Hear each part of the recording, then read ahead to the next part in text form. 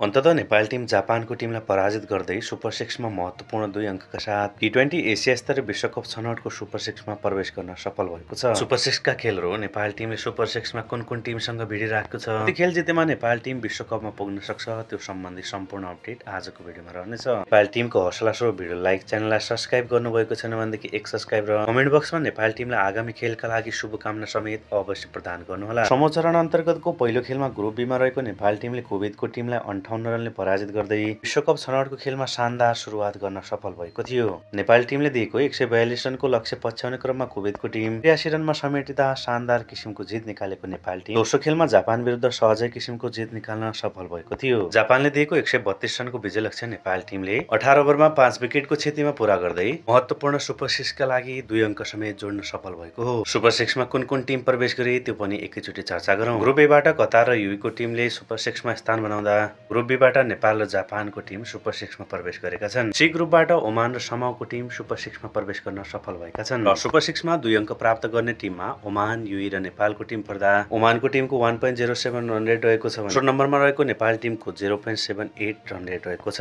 युईको टिमको plus 0.53 run rate रहेको छ। हेर्नु दर्शक महानुभावहरू, यी 3 टिमले 2 अङ्क प्राप्त गर्दा अहिलेको लागि शीर्ष 3 भित्र अटाउने सम्भावना यी 3 टिमको रहेको छ। सुपर सिक्सको खेलहरू यस प्रकार रहनेछन्। ग्रुप एबाट आएको टिमले बी र सी सँग प्रतिस्पर्धा गर्नेछ भने ग्रुप बी को टिमले ए र सी सँग प्रतिस्पर्धा गर्नुपर्नेछ। ग्रुप सी ले ए र बी सँग प्रतिस्पर्धा गर्नेछ। यसै नेपाल टिमले कतार, युई, ओमान र समाउको टिमहरूसँग प्रतिस्पर्धा गर्नेछ सुपर सिक्समा। तालिका यस प्रकार रहेको छ। नेपाल टिमले युई सँग भोलि बेलुकी 4:45 युईको सामना गर्दैछ। सुपर सिक्सको दोस्रो खेलमा नेपाल टिमले 13 अक्टोबरमा कतारसँग प्रतिस्पर्धा गर्दा ओमानसँग 15 अक्टोबरमा खेलिराखेको नेपाल टिमले 17 अक्टोबरमा समाउसँग प्रतिस्पर्धा गर्नेछ। यसो पटक विश्वकपमा सहभागिता जनाउनको लागि टिम नेपालले कम्तीमा पनि 2वटा खेल सुपर सिक्समा शानदार किसिमको जित निकाल्नु पर्नेछ। त्यसको लागि नेपाल टिमले ब्याटिङ, बलिङ, फिल्डिङ तीनवटै विधामा उत्कृष्ट किसिमको प्रदर्शन गर्नुका साथै अघिल्लो खेलहरूमा दोहोर्याएका गल्तीहरूलाई सुधार गर्नुपर्ने निकै नै आवश्यक रहनेछ। ब्याटिङको समस्यालाई नेपाल टिमले समाधान गर्नुका साथै बलिङमा पनि केही पेचिलो किसिमको बलिङ देखिनु जरुरी रहनेछ। जापान विरुद्ध नेपाल टिमले 13वटा एक्स्ट्रा रनहरू खर्चिन पुगेको थियो। ती गल्तीहरूलाई एकदमै सुधार गर्नुका साथै लगातार मध्यक्रममा जुन किसिममा फसिराखेको छ नेपाल टिम, त्यसलाई सुधार गर्नुको लागि पावर प्ले अनुसारको रणनीति टिम नेपालले अपनाउनु पर्नेछ।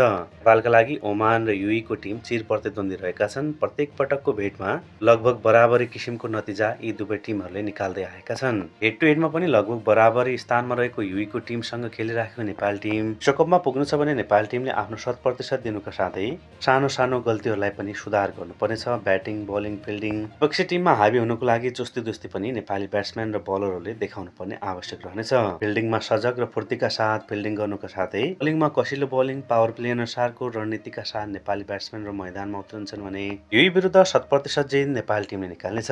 सुपर सिक्समा प्रवेश गरेका कुनै पनि टिमलाई कमजोर आकलन गर्नु नेपाल टिमको मूर्खता हुनेछ। त्यसकारण जति सकिन्छ 100% एफर्ट सबै खेलाडीले दिनुपर्नेछ। सुपर सिक्सको खेलहरूमा नेपालको प्लेइङ 11मा केही चेन्जेसहरू हामीले देख्न सक्छौँ।